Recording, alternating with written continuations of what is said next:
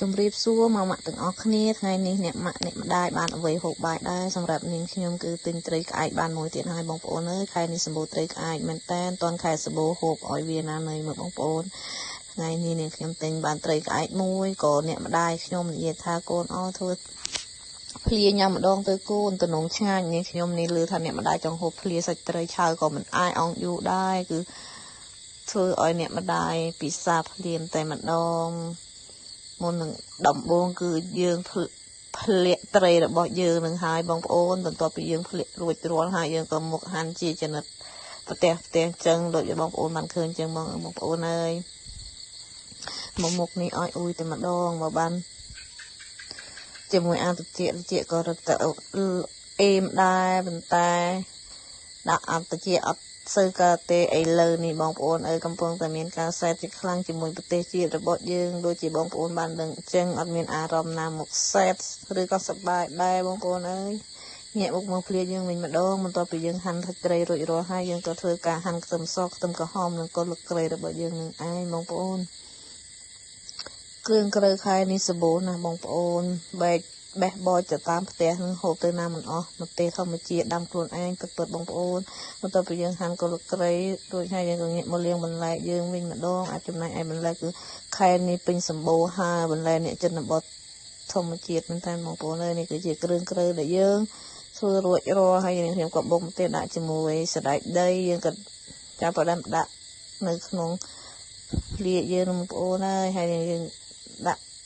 ចេញមួយជ្រុងស្លាបព្រាចំណែកស្ករយើងមិនបាច់ដាក់ទេបងប្អូនអាភ្លាឆៅអញ្ចឹងយើងមិនបាច់ដាក់ស្ករទេវាធ្វើឲ្យភ្លារបស់យើងនឹងឡើងឆ្អាបបងប្អូនហើយអ្វីដែលយើងខ្វះមិនបានគឺប្រហុកឆៅនឹងឯងហើយយើងក៏ដាក់គ្រឿងក្រៅដែលយើងហាន់បន្តិចនឹងមកមានដូចជាកូនក្រៃខ្ទឹមសខ្ទឹមក្រហមនឹងហើយហាន់មុននេះដាក់ចូលទាំងអស់ទៅបងប្អូនហើយយើងក៏ចាប់ផ្ដើមពោវឹកគោទៅថ្នមកុំឲ្យសាច់ត្រីរបស់យើងវាបែកណាបងប្អូនបន្ទាប់មកយើងក៏បានភ្លាដែលមានរសជាតិឈ្ងុយឆ្ងាញ់បងប្អូននឹងមិនដែរតំណងអត់ក៏សូមទោសបងប្អូនផងដែរសម្រាប់នាងខ្ញុំក៏មិនមែនចេញមកអួតអាងដូចដែលនិយាយអញ្ចឹងបងប្អូនគ្រាន់តែចង់ចែករំលែកខែនេះវាសម្បូរត្រីចំណែកអ្នកម្ដាយខ្លះបានត្រីមកក៏អត់ដឹងធ្វើអ្វីហូបពេលដែលឃើញវីដេអូរបស់នាងខ្ញុំក៏អាចថានឹកឃើញថាធ្វើអ្វីហូបបានដែរបងប្អូនមើលតមាត់របស់នាងខ្ញុំក៏ដឹងថាតំណងដឹងថាឆ្ងាញ់ដែរមក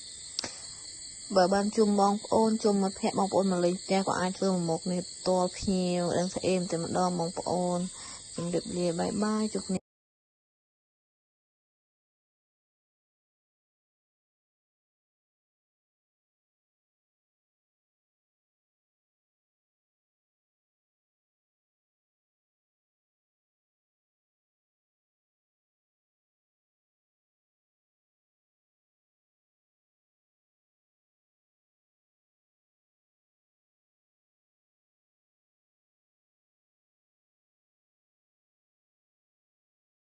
មកអត់ដឹងធ្វើអ្វីហូបគឺធ្វើភ្លាសាច់ឆៅដូចជានាងខ្ញុំចឹងបងប្អូនតំណងមែនតែនភ្ញៀវមកលេងផ្ទះជួបជុំបងប្អូនជួបជុំគ្រួសារ